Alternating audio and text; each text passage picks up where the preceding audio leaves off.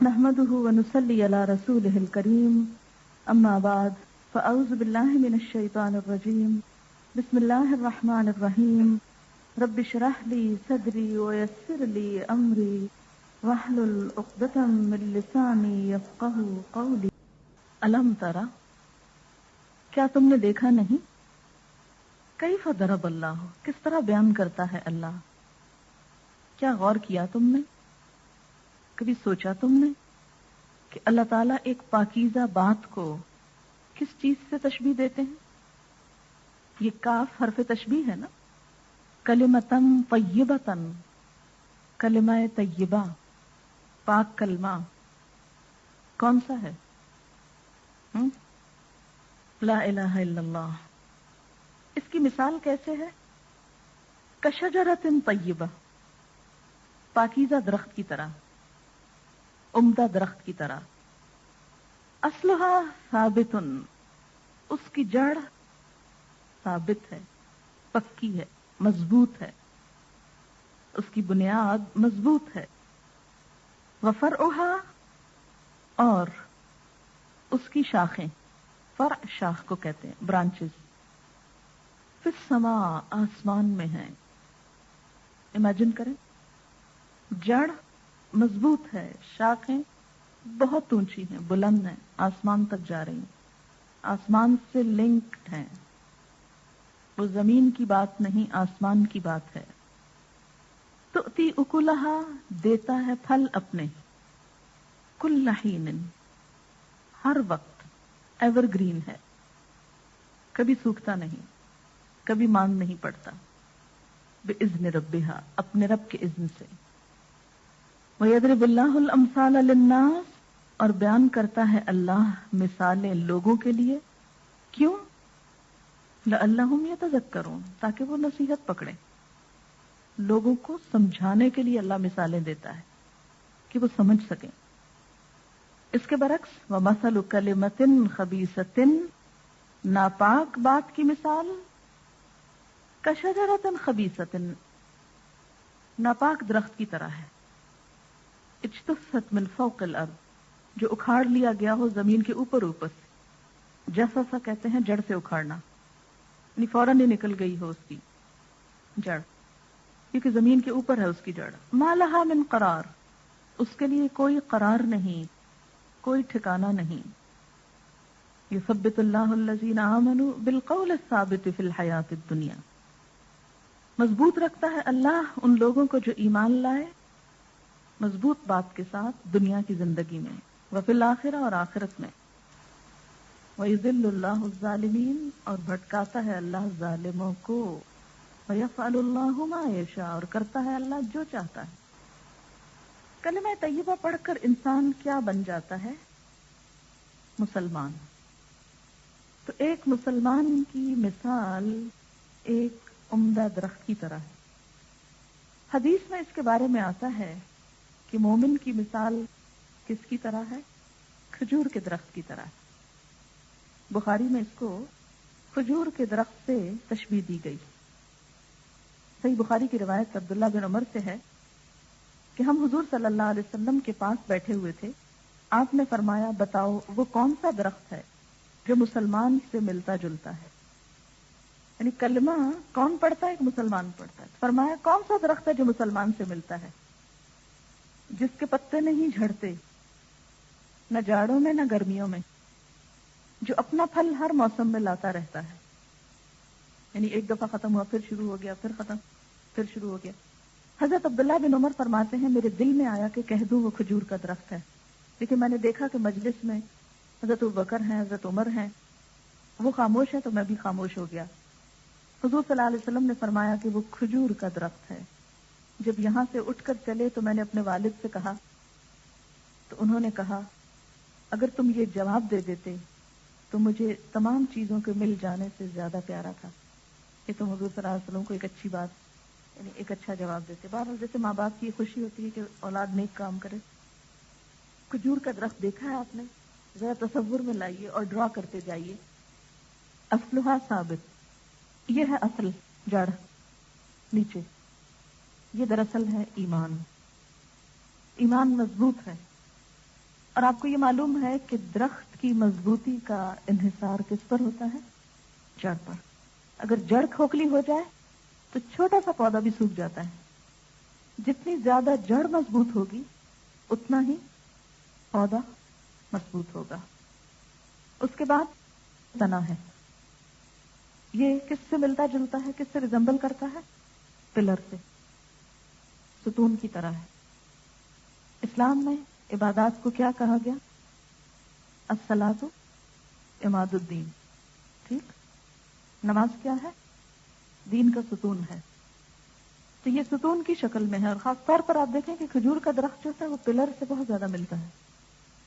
اور مسجد نبی کی جو سب سے پہلی تعمیر ہوئی تھی اس میں پلر کے طور پر کیا استعمال ہوئے تھے؟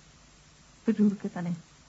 بلکہ آپ صلی اللہ علیہ وسلم کا جو ممبر تھا وہ بھی کھجور کا ایک تنا تھا جس پہ آپ کھڑے ہو کر خطبہ دیتے تھے. کھجور کے درخت میں عموماً ایک تنا ہوتا ہے, سنوان وغیرہ سنوان بھی ہوتا ہے. پڑھا نا بھی آپ نے, بعض جڑ سے ہی دو طرف کو نکل جاتے. تو یہ چونکہ صرف تشبیہ ہے اس لیے ضروری نہیں کہ 5 تنے ہو اور آپ کہیں جی 5 پلرز ہیں. مراد سمجھانا ہے, ایک ہوا یا زیادہ ہوئے. تو یہ کیا ہے؟ عماد یا عبادات کہہ لیں آپ. پھر اس کی شاخیں ہیں. شاخیں کیا ہیں؟ معاملات. پھر اس میں جو پھل پھول لگتے ہیں, مثلا کھجور کے عموماً بیچ میں جیسے خوشہ سا لگ رہا ہوتا ہے, یہ کیا ہے؟ اخلاق. اور دین کے یہ 4 حصے ہیں. ایمانیات جس میں اللہ پر ایمان, فرشتوں پر, رسولوں پر, کتابوں پر, آخرت کے دن پر, اچھی بری تقدیر پر. 6 حصے ہیں اس کے. ایمان کی قسمیں ایک ہر جڑ کے ساتھ لکھ سکتے ہیں آپ, مختلف چیزوں پر ایمان. پھر پلرز ہیں, اس میں نماز, روزہ, حج, زکوٰۃ وغیرہ آ جاتے ہیں. جتنا نیچے بڑھتا ہے اتنا اوپر ساتھ ساتھ بڑھتا چلا جاتا ہے. پھر کیا ہے کہ مختلف طرف سے شاخیں ہر طرف کو پھیل جاتی ہیں, اور وہ مختلف لوگوں کے ساتھ ہمارے معاملات, انسانی معاملات جو ہیں, حقوق العباد جن کو آپ کہہ سکتے ہیں, جڑ اور تنا. 2 چیزیں نیچے والی جو ہے نا یہ حقوق اللہ سے تعلق رکھتی ہیں, جو اوپر والی ہے یہ حقوق العباد سے تعلق رکھتے ہیں.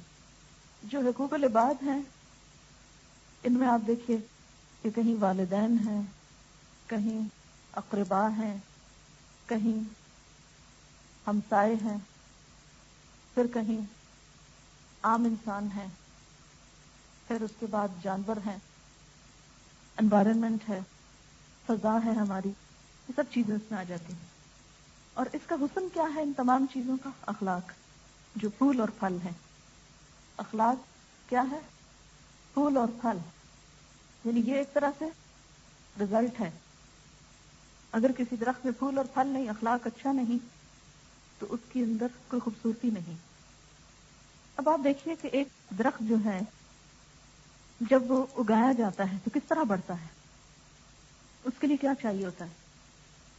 پانی چاہیے ہوتا ہے, روشنی چاہیے ہوتی ہے, ہوا چاہیے, سورج کی روشنی سے اپنی غذا لیتا ہے, زمین سے لیتا ہے, ماحول چاہیے ہوتا ہے.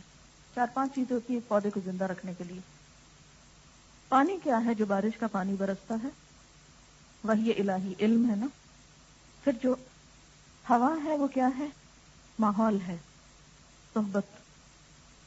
ایک اچھے درخت کو پنپنے کے لیے پانی بھی چاہیے, ماحول بھی چاہیے, اور مختلف چیزیں اپنے آس پاس سے جمع کر کے پھر وہ درخت بنتا ہے. جتنی موافق فضا ہوتی ہے اتنا ہی درخت زیادہ مضبوط ہوتا ہے. قرآن روشنی ہے, اللہ سے محبت, اللہ نور السماوات والارض, اللہ سے ایک تعلق دل کے اندھیروں کو جگمگا دیتا ہے. قرآن کا مقصد بھی ہے نا, لِتُخْرِجَ النَّاسَ مِنَ الظُّلُمَاتِ إِلَى النُّورِ. تو قرآن روشنی ایک ٹارچ لائٹ کی طرح یا سورج کی طرح کام کرتا ہے. علم کے جتنے بھی ذرائع ہیں. اب آپ دیکھیں کہ درخت کی ایک خاص خصوصیت یہ بھی ہے کہ وہ مسلسل بڑھتا ہے. درخت پہلے دن جب آپ بیج ڈالتے ہیں, یعنی ایک شخص ایمان قبول کرتا ہے, مؤمن, تو کیا ہوتا ہے؟ وہ بیج لگتا ہے, چھوٹی سی کمپل نکلتی ہے, پھوٹتی ہے, پھر وہ بڑا ہونے لگتا ہے اور مسلسل بڑھتا چلا جاتا ہے. اور بہت پرانے پرانے درخت بھی آپ دیکھ سکتے ہیں کہ کس قسم کے ہوتے ہیں.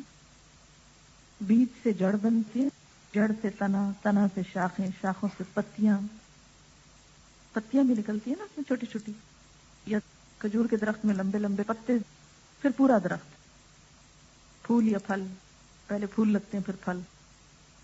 مومن کی بھی یہی صفت ہے، مومن بھی ہر آن نیکی میں، خوبی میں، بھلائی میں ترقی کرتا ہے، اس کا ایمان بھی بڑھتا رہتا ہے۔ درخت کا بڑھنا کیا ہے؟ اس کا تنا بڑھے، اس کی شاخیں زیادہ ہوں، پتے زیادہ ہوں، پھل زیادہ ہو۔ ایمان کا بڑھنا کیا ہے؟ کہ اللہ کی معرفت ہو، اس پر یقین میں اضافہ ہو، اس پر اعتماد اور توکل میں اضافہ ہو۔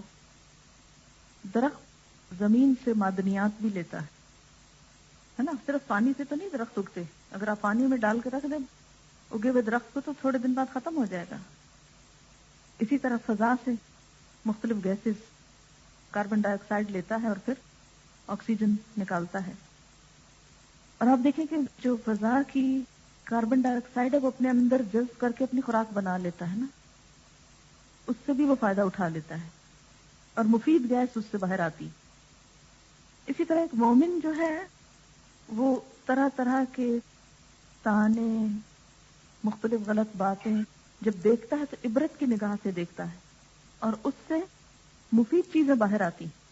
برا ماحول بھی بسا اوقات یا اس کی مرضی کے خلاف چیزیں بھی کیا کرتی ہیں، دراصل اس کے لیے عبرت کا سبب بنتی، اور وہ جواباً ریئیکٹ نہیں کرتا بلکہ اپنے آپ کی اور اصلاح کرتا ہے، مصیبت پڑنے پر صبر کرتا ہے، اسی طرح نعمت ملنے پر شکر کرتا ہے، اور یہ چیز اس کو خدا کے قریب کرتی ہے۔ اب آپ دیکھیں کہ جب کوئی شخص ایک پاکیزہ درخت بن جاتا ہے، ایمان اس کے اندر داخل ہو جاتا ہے اور اس کو علم بھی مل جاتا ہے اور ماحول بھی مل جاتا ہے، اور اگر اپنا موافق ماحول بھی ہو تو اس سے بھی وہ پازیٹو سوچ کے ساتھ اس کو پازیٹو چیز میں بدل دیتا ہے۔ یہ سب چیزیں انسان کے اندر ایک ایسی تبدیلی لاتے ہیں کہ سب سے پہلے اس کی سوچ متاثر ہوتی ہے، اس کی سوچ پازیٹو ہوتی ہے۔ کلمہ طیبہ کا اثر انسان پر سب سے پہلے کیا ہوتا ہے کہ وہ پازیٹو ہو جاتا ہے، پھر اس کے مزاج میں فرق آتا ہے، اس کا اخلاق مضبوط ہوتا ہے۔ اگر بیمار جڑ ہونا تو پھول ہی گر جاتے ہیں، اور پھل تو لٹک ہی نہیں سکتا اس کی کھوکھلی جڑوں۔ اس کی روح کی پاکیزگی کے ساتھ ساتھ اس کے جسم میں پاکیزگی آتی، یہ دونوں چیزیں ساتھ ساتھ ڈیولپ ہوتی۔ اب دیکھیں کہ جتنا مضبوط اچھا صاف ستھرا درخت ہوگا اس کو دیکھ کر بھی آپ کا دل خوش ہو جائے گا، یعنی اس کو دیکھنے والوں کا دل خوش ہو جاتا ہے۔ بندہ مومن اس حال میں جیتا ہے کہ دوسروں کے لیے خوشی کا سامان ہوتا ہے، جس سے جگر لالا میں ہو ٹھنڈک و شبنم۔ پھر اسی طرح معاملات میں آپ اگر درخت کی شاخوں کو دیکھیں تو خواہ کتنی بھی گھنی ہو، اس کے پتے اور پھل اور پھول ہر ایک اپنی اپنی جگہ اتنا خوبصورت نظر آتا ہے، یعنی پاس اور بھی درخت اگے ہوئے ہیں، اگر اس کی شاخیں اس کے اندر بھی جا رہی ہیں تو بدنما نہیں لگتی، وہ ایک دوسرے کو راستہ دیتے ہیں، دو درخت پاس پاس ہو کے۔ لیکن ہم انسانوں کا حال کیا ہے کہ ایک دوسرے کو راہ نہیں دیں گے، دوسروں کا راستہ بند کریں گے۔ شاخوں کا تصور لائیں نا ذرا ذہن میں کہ جتنی چاہیں پھیلی ہوئی ہوں لیکن وہ خوبصورتی کے ساتھ دوسروں کے ساتھ تعاون کر رہی ہوتی۔ گھنے سے گھنے جنگلات جن میں اتنے اندھیرا ہوتا ہے کہ روشنی بعض اوقات نظر نہیں آتی، لیکن اس میں بھی آپ دیکھیں کہ ایک دوسرے کے ساتھ اتنے خوبصورتی کے ساتھ ایڈجسٹ کر دیتے ہیں کہ اگر کوئی انسان ان کو چھیڑ دے تو ان کا حسن خراب ہو جاتا ہے۔ ایک درخت نہیں، جتنے درخت زیادہ ہوں گے اتنا ہی ماحول خوشگوار ہو جائے گا، اور درختوں کا کٹنا ماحول کو پلوٹ کر دیتا ہے، سیلابوں اور طوفانوں اور آندھیوں کا سبب بنتا ہے۔ اب یہی کہا جا رہا ہے کہ دنیا میں موسم کیوں بدل رہا ہے کہ درخت کم ہے، اور ہر آن نصیحت ہوتی رہتی کہ مزید درخت اگاؤ، درخت لگاؤ۔ تو ایک درخت بے شمار اپنے اندر صلاحیتیں اور خوبیاں رکھتا ہے، اس پر اور بھی مزید غور و فکر ہو سکتا ہے، لیکن فی الحال ہم دوبارہ آیت پڑھیں گے۔ الم تر کیف، تم نے دیکھا نہیں کس طرح ضرب اللہ مثلا، اللہ بیان کرتا ہے ایک مثال، کلمۃ طیبۃ، پاکیزہ کلمے کی، کشجرۃ طیبہ، کہ وہ پاکیزہ کلمہ کیا ہوتا ہے، ایک پاکیزہ درخت کی شکل اختیار کر لیتا ہے جب وہ بندہ مومن کے دل میں اترتا ہے. کشجرۃ طیبۃ اصلھا ثابت، اس کی جڑ مضبوط ہوتی. یہ جو جڑ کی مضبوطی ہے یہ انتہائی ضروری ہے.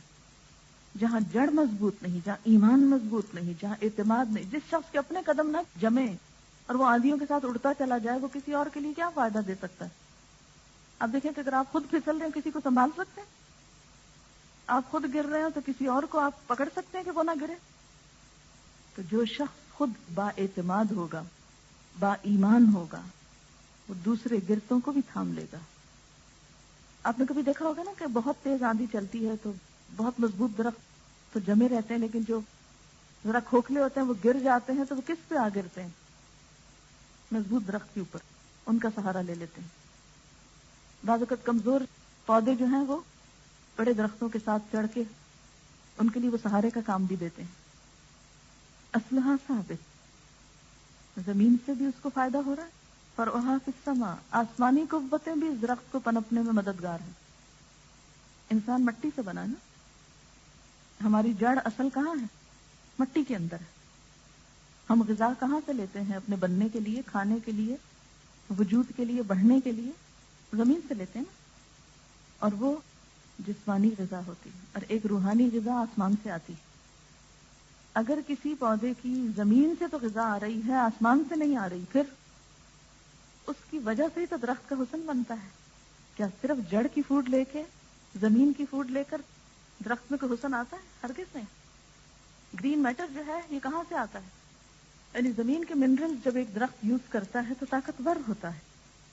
جیسے کوئی غذا ہم اس لیے نہیں کھاتے کہ ہم عیاشی کریں. غذا، اچھی غذا، جیسے جس نے کہا تھا کہ جو شخص اچھی غذا اس نیت سے کھاتا ہے کہ طاقتور ہو کر زیادہ بہتر کام کرے تو اس کا اچھی غذا کھانا بھی عبادت ہے. لیکن خالی زمینی غذا کافی نہیں جب تک آسمانی غذا نہ ہو. اسی سے بیلنس ہوتا ہے نا. پھر اگر ہم جسمانی طور پر انتہائی لاغر کمزور ہیں اور ہمارا اس وقت شوگر لیول جو ہے وہ بالکل لو ہو چکا ہے، کوئی بات اندر نہیں جا رہی، کمزور لوگ ہم کیا پڑھیں قرآن، کیا کریں گے جا کے؟ جو آدھی بات ہی نہ سمجھ آئی تو گھر جا کے بچوں کو کیا بتائیں گے؟ یہ قرآن پاک کی بہت بہترین مثالوں میں سے ایک مثال ہے. جس کو یہ سمجھ میں آ گئی اور اس نے آئندہ درخت بننا شروع کر دیا تو فضا ہری بھری ہو جائے گی. اچھا، اقبال کا ایک شعر ہے، قہاری و غفاری و قدوسی و جبرور، یہ چار عناصر ہو تو بنتا ہے. یعنی پاکیزگی نفس بھی ہو، جبروت جلال بھی ہو، اور ایک طرف انسان قہار، یعنی اللہ کی یہ صفت جو قہار ہے وہ بھی اس کے اندر ہو کہ جہاں غلط بات ہو وہاں فولاد ہو. ہم عموماً کیا سمجھتے ہیں کہ جو شخص دین پر ہے اسے غلط باتوں پر بھی نرم ہونا چاہیے، یہی سمجھتے ہیں، یہی ایکسپیکٹ کرتے ہیں. لیکن مومن بننے کے لیے غلط چیزوں پر اس کو فولاد ہونا پڑے گا.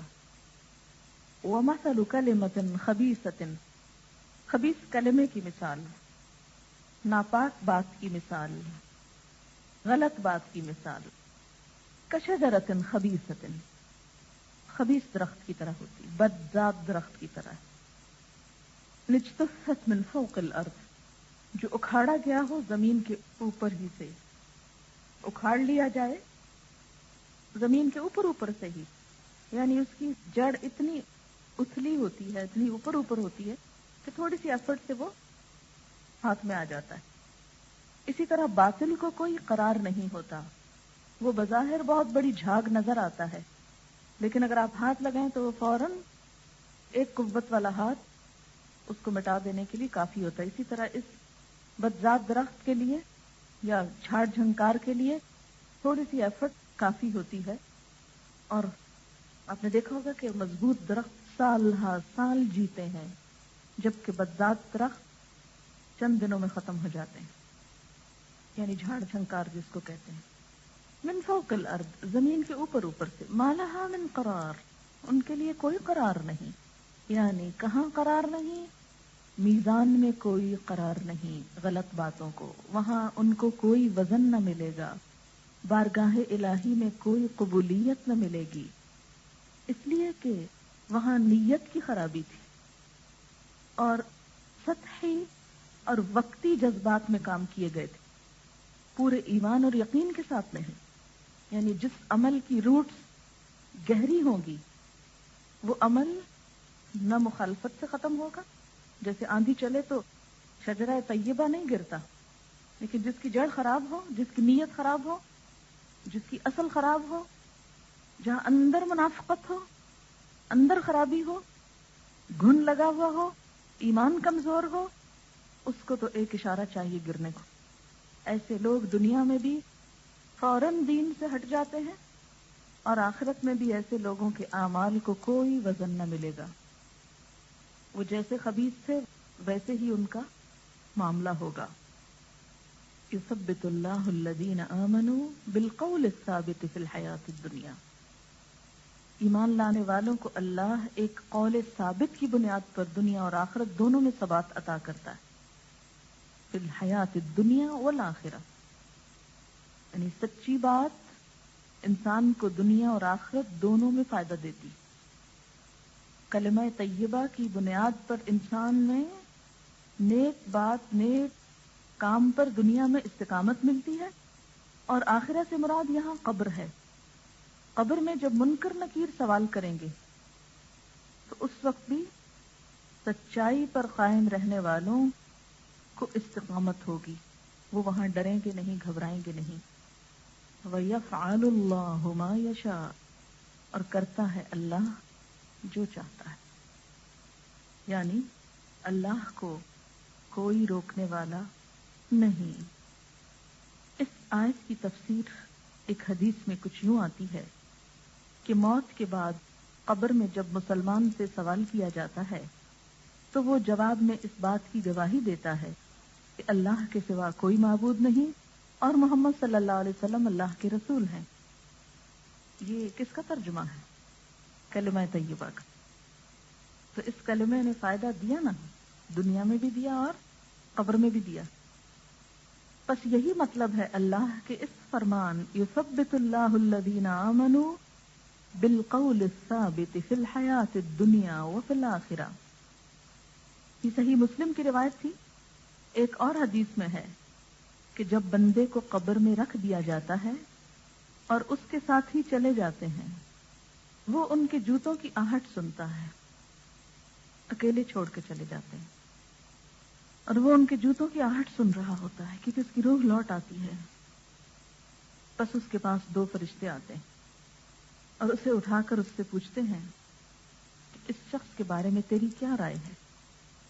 وہ مومن ہوتا ہے تو جواب دیتا ہے وہ اللہ کے بندے اور اس کے رسول ہیں، یعنی حضور صلی اللہ علیہ وسلم کے بارے میں سوال ہوتا ہے کہ وہ کون تھے؟ تو کیا کہیں گے؟ اس نور من نور اللہ تھا، یہ جواب دیں گے۔ حدیث میں اس کا جواب کیا دیا گیا ہے؟ اللہ کے بندے اور اس کے رسول، یہ صحیح جواب ہے۔ اگر یہ عقیدہ نہیں تو قبر کا جواب بھی الٹ جائے گا۔ ہمارا جواب وہی ہونا چاہیے جو اللہ کے رسول صلی اللہ علیہ وسلم نے ہم کو سکھا دیا ہے۔ کیا؟ اللہ کے بندے اور اس کے رسول۔ فرشتے اسے جہنم کا ٹھکانہ دکھاتے ہیں اور کہتے ہیں کہ اللہ نے اس کی جگہ تیرے لیے جنت میں ٹھکانہ بنایا ہے، تو نے جواب صحیح دیا، یہ دوزخ کو بھی دیکھ لو ایک نظر سے۔ وہ پہلا موقع ہوگا جب انسان دوزخ دیکھے گا اپنی آنکھ سے۔ ابھی تو ہمیں یہ باتیں بہت دور کی لگتی ہیں، لیکن اب کیا مشکل، اب تو ہم کہیں بھی بیٹھ کے وہ ساری اسکرین پہ چیزیں دیکھ رہے ہیں جو کسی دوسرے ملک میں ہو رہی ہیں، تو اللہ کے لیے کیا مشکل؟ اگر ہماری سیٹلائٹس دنیا میں ایک جگہ کے نقشے دوسری جگہ دکھا سکتے ہیں تو اللہ کے لیے کیا مشکل ہے کہ وہ آخرت کا نقشہ قبر میں دکھا دے، انڈر گراؤنڈ دکھا دے۔ تو وہاں پر وہ تصویر میں یا حقیقت میں اللہ ہی بہتر جانتا ہے، وہ دکھایا جائے گا پہلے دوزخ کو، یہ دوزخ ہے، تو دیکھ کے انسان کانپ اٹھے گا۔ لیکن چونکہ تیرا جواب صحیح ہے تو دنیا میں بھی اسی پہ قائم رہا، ثابت رہا، لہذا تیرا ٹھکانہ اب جنت ہوگا۔ پھر اس کو جنت دکھائی جائے گی، بس وہ دونوں ٹھکانے دیکھتا ہے، ادھر کا بھی ادھر کا بھی، اور اس کی قبر 70 ہاتھ کشادہ کر دی جاتی، کھول دی جاتی، اس کو وسعت کا احساس ہونے لگتا ہے، اور اس کی قبر کو قیامت تک نعمتوں سے بھر دیا جاتا ہے. جیسے کوئی مہمان آتا ہے نا تو اس کی ضروریات کا خیال رکھنے کے لیے سب چیزیں اس کی فراہم کر دی جائیں. تو بالکل اسی طرح قبر میں بندہ مومن مہمان کی طرح اس گیسٹ روم میں جا کر آرام کرے گا جہاں قیامت تک کے لیے نعمتیں بھر دی جائیں گی. یہ بھی صحیح مسلم کی روایت ہے. ایک اور روایت میں ہے، اس سے پوچھا جاتا ہے من ربو کا، تیرا رب کون ہے؟ ما دینوں کا، تیرا دین کیا ہے؟ من نبیوں کا، تیرا نبی کون ہے؟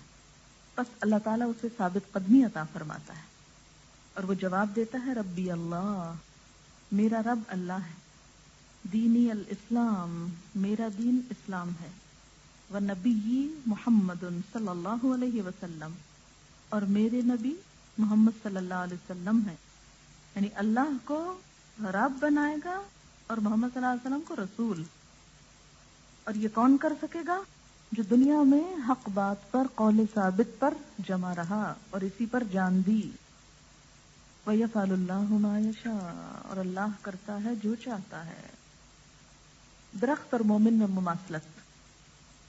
درخت تھکی ہوئی آنکھوں کے لیے ٹھنڈک کا سامان ہے، سبزے سے آنکھیں ٹھنڈی ہوتی ہیں. اسی طرح جب مومن کو دیکھیں تو اس کی خوش اخلاقی کی وجہ سے دل اور آنکھیں ٹھنڈی اور روشن ہو جائیں. جس سے جگر لالا میں ہو ٹھنڈک و شبنم. درخت کڑی دھوپ میں چھاؤں دیتے ہیں، اسی طرح مومن دوسرے لوگوں کے لیے زندگی کے پریشر اور مصیبتوں میں چھاؤں کا کردار ادا کرتا ہے. ایک ٹھنڈک، بلس اور سکون دیتا ہے.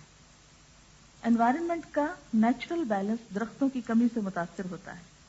اسی طرح اگر معاشرے میں مومن اور نیکی کی طرف بلانے والے لوگ کم ہو گئے تو ماحول خراب ہو جائے گا. ہوا کی امپیورٹیز درخت دور کرتے ہیں، مومن معاشرے کی امپیورٹیز دور کرتا ہے. درخت زمین کی زرخیزی کی علامت ہے. اسی طرح مومنین کا پریزنس یہ بتاتا ہے کہ ابھی دلوں میں خیر باقی ہے. درخت یا پھل دے گا یعنی ڈیٹس، یا چھاؤں، یا دونوں، مگر ہر صورت کچھ نہ کچھ پروڈکٹیو یوز میں ہوگا.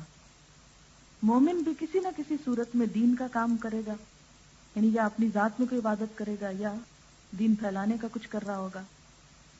درخت کا تنا ٹرنک ٹیک دیتا ہے، آ کے اس کا سہارا لے کے ٹیک لیتے ہیں تھکے ہوئے مسافروں کو. اسی طرح زندگی کے سفر یا دین کی راہ پر چلنے والوں کے لیے مومن ٹیک یعنی سپورٹ کا کام دیتا ہے. وَتَوَاصَوْا بِالْحَقِّ وَتَوَاصَوْا بِالصَّبْرِ تَعَاوَنُوا عَلَى الْبِرِّ وَالتَّقْوَىٰ. درخت جتنا پھل سے بھاری ہوتا ہے اتنا ہی جھکتا ہے. اسی طرح مومن کو اللہ تعالیٰ جتنا نوازے، رزق، علم، تقویٰ، وہ اتنا ہی ہمبل ہو جاتا ہے. یہ بہت اچھی بات ہے. درخت کی اوپری شاخیں اور قد جتنا ہی لمبا ہو یا اونچا ہو، اس کی جڑیں مضبوطی سے زمین میں گڑی رہتی ہیں. اسی طرح مومن چاہے جتنی بھی بلند و بالا شخصیت بن جائے، وہ اپنی جڑیں یعنی روٹس اور اوریجن نہیں بھولتا کہ وہ زمین کی پیداوار ہے. اب دیکھیں کہ جب سر اوپر ہوتا ہے تو وہ اسی صورت میں اوپر ہو سکتا ہے جب پاؤں زمین میں جمے ہوئے ہوتے ہیں. درخت ختم ہونے کے بعد بھی اس کی لکڑی بہت سے کنسٹرکٹیو طریقوں سے استعمال ہوتی ہے. یعنی وہ ختم بھی ہو جائے نا تو فرنیچر سال ہر سال تک، اور اچھی لکڑی کا فرنیچر بغیر کچھ لگے سالوں سال تک موجود رہتا ہے. آپ کو پتا ہے کہ کئی درخت خود بھی بہت عرصہ تک رہتے ہیں. مثلاً زیتون کا درخت بہت طویل عمر پاتا ہے. جتنے مفید پھلوں کے درخت، ڈیٹس، کھجور کا درخت بھی. مومن کے دنیا سے چلے جانے کے بعد بھی اس کا علم، مثلا لکھی کتابیں، صدقہ جاریہ کے کام، اچھی اولاد وغیرہ اس کے کام کرتے رہتے ہیں. جس طرح مضبوط درختوں کے ساتھ کچی اور ہلکی برانچز ٹہنیاں بھی اوپر بلندی تک پہنچ جاتی ہیں، اسی طرح اللہ کے ہاں نیکوں اور دولت کی انباری بلندی تک نہیں پہنچاتے، بلکہ چھوٹی سے چھوٹی نیکی بھی بلندی تک پہنچا سکتی ہے. لیکن اصل کردار تو بیچ کا تنا ہے نا، اس کی وجہ سے شاخیں اوپر جاتی ہیں. اگر تنا نہ رہے تو شاخیں نہیں جا سکتی. اگر ہم نماز چھوڑ کے چھوٹی چھوٹی نیکیوں کو کافی سمجھیں تو خود ٹہنیاں اوپر کہاں چڑھیں گی. اس میں دراصل سیکھنے کی بات یہ ہے، ٹہنیاں بہت بلند نظر آتی ہیں، بڑی نظر آتی ہیں، سایہ دیتی ہیں، لیکن بیس ٹرنک پر ہے. ٹرنک نہیں تو وہ ٹہنیاں کچھ نہیں کر سکتی. ٹہنیاں بہت بلند نظر آتی ہیں، بڑی نظر آتی ہیں، خالی ٹہنیاں چڑھتی ہیں نا وہ بیل میں، تو درخت نہیں بنتی ہوتی، وہ کچی رہتی ہے. تو نماز چھوڑ کے اگر کچھ لوگ یہ سمجھیں کہ چھوٹی چھوٹی نیکیاں ہی کافی ہیں، تو فرض کا ادا کرنا ضروری ہے. اگر درختوں کی شاخیں ایک دوسرے سے مل جائیں تو وہ آپس میں ایک دوسرے میں اس طرح باہم مل جاتی ہیں، ایک ہی درخت کا حصہ معلوم ہوتی ہیں. یہ بہت خوبصورت بات ہے. دو درخت پاس پاس ہو گئے ہیں نا، تو ایک درخت کی شاخیں ادھر چلی جائیں گی، دوسرے کی ادھر چلی جائیں گی، تو آپ ڈسکریمنیٹ نہیں کر سکتے کہ کون سی کس کی ہے. تو مومن بھی باہم جب نیکی اور تقویٰ کے کاموں میں تعاون کرتے ہیں تو وہ اس طرح مل جل کے کام کرتے ہیں کہ وہ ان کا اپنا نیچے سے وجود الگ بھی ہوتا ہے، لیکن تعاون علی البر والتقویٰ میں باہم اس طرح ملے ہوتے ہیں کہ ہر ایک میں نہیں کر رہا ہوتا، سب کی ایک کلیکٹیو ایفرٹ ہوتی ہے. ایک روز رسول اللہ صلی اللہ علیہ وسلم نے اپنے دوستوں سے فرمایا، ایک درخت ایسا ہے جس کے پتے نہیں گرتے اور وہ مومن کی مثال ہے. بتاؤ وہ کون سا درخت؟ یہ پتے نہ گرنے کی بات کیوں کی گئی تھی؟ کہ وہ جو نیکیاں نا سنبھال کے رکھتا ہے. ہم نیکیاں کر بھی لیتے ہیں اور ساتھ ہی جھاڑتے رہتے ہیں. یہ لطف استفسار اتنا اشتیاق انگیز تھا کہ تمام لوگ سوچ میں پڑ گئے اور جنگلی درختوں میں سے ایک ایک کی طرف ان کا خیال جانے لگا، لیکن وہ کسی ایسے درخت کا کھوج نہ لگا سکے جو مومن کی مثال ہو. بالآخر سب نے کہا اللہ اور اس کا رسول ہی بہتر جانتے ہیں. ارشاد ہوا وہ درخت کھجور کا درخت ہے. اب صحابہ کی سمجھ میں آیا کہ مومن کی حقیقت کیا ہے. درختوں میں کھجور ہی کا ایک ایسا درخت ہے جس کی کوئی چیز بیکار نہیں. انسان اس کا پھل مزے لے کر کھاتا ہے، وہ غذا بھی ہے دوا بھی ہے. کھجور جو ہے غذا بھی ہے دوا بھی اور نہایت قوت دینے والی بھی. وہ ایک حلوہ بھی ہے جو تازہ بتازہ درخت سے اترتا ہے اور مہینوں تازہ ہی رہتا ہے. نہ اس کے ذائقے میں فرق آتا ہے نہ تاثیر میں. اب دیکھیں دوسرے پھل چند ہی دنوں میں گلنے سڑنے لگتے ہیں، لیکن اس کا پھل دیر پا ہوتا ہے. اس کی گٹلی کا آٹا عرب میں کھایا جاتا ہے. کہتے ہیں کہ یہ اصل پھل سے بھی زیادہ طاقت دیتا ہے. دل کے علاج کے لیے اجوا کی جو گٹلی کا برادہ ہے خصوصاً، اس کے پتوں سے گھروں کی 20 چیزیں تیار ہوتی ہیں. وہاں اس کا تنا مکانوں میں شہتیر اور ستون بنتا ہے. کھجور کا درخت دیکھنے میں بھی شاندار اور پرعظمت ہوتا ہے، بہت اسٹریٹ ہوتا ہے نا، ایسے لمبا اونچا. وہ صحرا میں اکیلا کھڑا ہو تو ایسے معلوم ہوتا ہے کہ سنتری ہے جو پہرا دے رہا ہے، بلند و بالا اور تناور. یہی حال مومن کا ہے، مبارک، شاندار اور اصلاح عالم کا باعث، نوع انسانی کے لیے اس کی ہر ادا کارآمد. وہ تنہا بھی ہو تو نمایاں اور باوقار ہوتا ہے، اور دوسرے درختوں کے بیچ میں بھی ہو تب بھی اس کا سر اونچا ہوتا ہے. یہ تکبر کی وجہ سے نہیں، اپنے ایمان کی وجہ سے. جب ایمان کا بیج مومن کے دل میں پڑ جاتا ہے تو یہ درخت وہیں پھلتا پھولتا ہے، یہاں تک کہ اس کی جڑیں ایک نیٹ کی طرح دل کو اپنے قبضے میں لے لیتی اور اس کی شاخیں تناور ہو کر جسم کے ہر عضو تک پہنچ جاتی. پھر ہر عضو مثلاً قدم برائی کی طرف نہیں اٹھتے یا برائی سے روک لیتے ہیں. یعنی وہ بیج جب آتا ہے پورے جسم پر اثر انداز ہوتا ہے اور وہ برائی سے روکتا ہے. یہ آسمانی اور زمینی خوراک مستقل اس کی چارج کرتی رہتی ہیں اور قدم بقدم آگے بڑھتا رہتا ہے. درخت اپنے ختم ہونے سے پہلے اپنے آئندہ کے لیے بیج چھوڑ جاتا ہے نا. ریگستان کی تپتی ریت میں بغیر پانی کے بغیر مالی کے کھجور ہی کا درخت اگ سکتا ہے.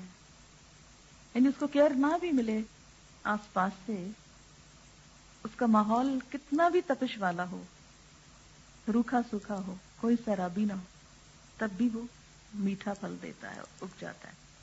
مومن ہر حال اور ہر ملک اور ہر سختی میں مومن رہتا ہے، چاہے امریکہ ہو، جاہلیت کا دور ہو یا کوئی اور جگہ. نمبر 2، اس درخت کے پتے ایسے نہیں کہ چلچلاتی دھوپ سے مرجھا جائیں. مومن کا کردار ایسا نہیں کہ سخت حالات میں بد اخلاق ہو جائے. یہ دیکھنے میں ایسا خوبصورت نہیں کہ آپ اس کے پھول دانوں کی زینت بنائیں. یعنی مومن جو ہے وہ کوئی شو پیس نہیں ہوتا بلکہ مفید چیز ہوتا ہے. اس کا پھل نہ خراب ہوتا ہے نہ فنگس لگتا ہے، دیر پا ہوتا ہے، سوکھنے پہ بھی کھایا جاتا ہے. مومن کی نیکی کا اجر بھی کبھی ضائع نہیں ہوتا، ہر حال میں اس کے لیے جمع ہوتا ہے، مرنے پر بھی بڑھتا رہتا ہے. کھجور کی شاخیں ایسی نہیں کہ اس پر چڑھ کر زیادہ دیر آرام سے بیٹھا جائے. اس طرح شیطان مومن کے دل پر زیادہ دیر نہیں بیٹھ سکتا، اور یہ بھی نہیں ہو سکتا کہ وقت ضائع کرنے والے لوگ اس کے سر پہ زیادہ دیر بیٹھے رہیں، کیونکہ اس کو بہت کچھ کرنا ہوتا ہے. کھجور کے درخت کی پسندیدہ سرزمین عرب ہے. مومن کا دل بھی عرب میں ہی ہوتا ہے. مضبوط جڑ درخت کی صحت کا راز ہے. عقائد کی مضبوطی انسان کو انسان بناتی ہے. مضبوط اور سیدھا تنا ناموافق حالات کے مقابلے میں اپنے وجود کو اور اپنے مقصد کو قائم رکھتا ہے. عبادات انسان کو ناموافق حالات میں استقامت دیتی ہیں. وَاسْتَعِينُوا بِالصَّبْرِ وَالصَّلَاةِ. درخت اپنی خوراک خود بناتے ہیں اور خوراک بنانے کے لیے اجزاء کی کمی سے اپنے اندر تبدیلی پیدا کرتے ہیں. مثلا پانی کی کمی سے پتیاں چھوٹی اور پتلی ہو جاتی ہیں. ایک مومن بھی سیلف ریسپیکٹ کے ساتھ سیلف سفیشینٹ ہوتا ہے. کسی کے آگے ہاتھ پھیلانا پسند نہیں کرتا. اگر وسائل کی کمی ہو تو وہ اپنی ضروریات پر نظر ثانی کرتا ہے مگر کسی کے آگے ہاتھ نہیں پھیلاتا. آسمان سے آنے والی مدد یعنی روشنی اور توانائی پر انحصار کرتا ہے درخت. یہ نہ ملے تو مرنے لگتے ہیں. ایک مومن بھی اپنی روحانی غذا کے لیے اللہ سے اور اس کی ہدایت سے جڑا رہتا ہے کیونکہ اسے معلوم ہوتا ہے کہ اگر ایسا نہ کیا تو یہ روح کی موت ہے. وہ ہر ایک کو ہر وقت فائدہ پہنچاتا ہے. ماحولیات، سایہ، خوشبو، پھل، تازہ ہوا، پرندوں کے لیے گھر. ایک مومن کی ذات بھی دوسروں کے لیے خیر کا باعث ہوتی ہے. وہ لوگوں کے لیے اپنی توانائیاں صرف کرتا ہے تاکہ وہ دوسرے انسان بھی انسانیت کو پالے، وسیع الظرف اور وسیع القلب ہو جائیں. انسان کی ضروریات کے لیے لکڑی غرضے کے وہ کسی سے کچھ نہیں لیتا مگر ہر ایک کو فائدہ پہنچاتا ہے.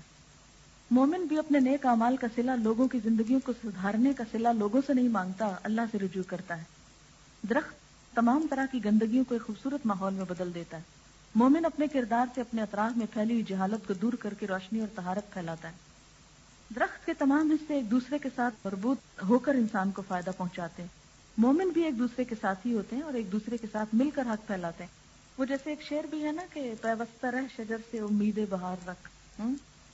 گھنا سایہ دار درخت پھول اور پھل لیے وہ سب کو اپنی طرف متوجہ کرتا ہے اور فائدہ پہنچاتا ہے. مومن بھی اپنے خوبصورت کردار اور شخصیت کی عظمت کی وجہ سے لوگوں کو اپنی طرف متوجہ کر لیتا ہے، سب کے لیے خلوص اور بھلائی کا پیکر بن جاتا ہے. ایک ایک پتا درخت کی بقا کے لیے کام کرتا ہے اور اس کو مضبوط بنانے میں اہم کردار ادا کرتا ہے. اور یہ اسی وقت ممکن ہوتا ہے جب وہ اپنا رشتہ جڑوں سے استوار رکھے. اگر پتا درخت سے ٹوٹ جائے تو اپنا وجود کھو دیتا ہے اور نہ اپنے لیے فائدہ مند نہ کسی اور کے. ایک مومن بھی دوسرے لوگوں کے ساتھ رشتہ استوار رکھ کر ایک صحت مند معاشرے کی حیات کے لیے کام کرتا ہے اور اس کے لیے اپنے عقائد کو مضبوطی سے تھام کر رکھتا ہے. اگر یہ نہ ہو تو وہ اپنی شناخت قائم نہیں رکھ سکتا اور نہ ہی معاشرہ صحت مند ہو سکتا ہے. درخت نہ صرف اپنی زندگی میں بلکہ گلنے سڑنے کے بعد بھی کھاد بن کر دوسرے پودوں کو تناور درخت بننے میں مدد دیتا ہے. اس طرح اپنے وجود کو دوسرے درختوں کے وجود میں منتقل کر کے ہمیشہ زندہ رہتا ہے. مومن بھی نہ صرف اپنی زندگی میں دوسروں کے لیے سرچشمہ ہدایت اور محبت ہوتا ہے بلکہ اپنے اعمال صالح اور علم سے وہ روشنی پھیلاتا ہے جس کے مرنے کے بعد بھی دوسروں کو راہ دکھاتے رہتے ہیں اور صدقہ جاریہ کا کام کرتے رہتے ہیں. بلا شبہ ان اللہ کی پیدا کی ہوئی چیزوں میں اس کی قدرت کی نشانیاں ہیں عقل والوں کے لیے. کھجور کا درخت گرم علاقوں میں خوب اگتا ہے. مومن بھی ناخوشگوار حالات میں زیادہ بہتر کام کرتا ہے. جب چیلنجز زیادہ ہوتے ہیں تو کام زیادہ ہوتا ہے. اس کو بہت کم حفاظت کی ضرورت ہوتی ہے. مومن بھی لوگوں پر بھروسہ کرنے کے بجائے صرف اللہ پہ بھروسہ کرتا ہے، قدرت پر انحصار کرتا ہے. درخت ایک ہی سمت میں بڑھتا ہے. مومن بھی ساری قوتیں اللہ کی رضا حاصل کرنے کے لیے ایک ہی سمت میں چلتا ہے. درخت سیدھا کھڑا ہوتا ہے، باز مخالف اسے پچھاڑ نہیں سکتی. مومن ماحول کی بے راہ رو لہروں میں بہہ نہیں جاتا، حق پہ جمع رہتا ہے. درخت چھوٹا سا پھل دیتا ہے جو کھانے میں میٹھا اور غذائیت سے بھرپور ہوتا ہے. مومن کم بولتا ہے لیکن جو کچھ بولتا ہے اس کی گفتگو کڑوی نہیں ہوتی بلکہ میٹھی ہوتی ہے. دونوں دیکھنے میں خوبصورت اور سلجھے ہوئے ہوتے ہیں. اچھا آپ دیکھیں کہ کھجور کا درخت عام درختوں سے بہت مختلف ہوتا ہے.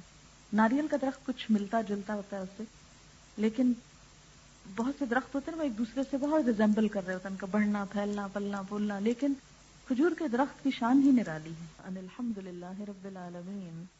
سبحانک اللہم و بحمدک نشہد ان لا الہ الا انت نستغفرک و نتوب الیک. والسلام علیکم ورحمۃ اللہ وبرکاتہ.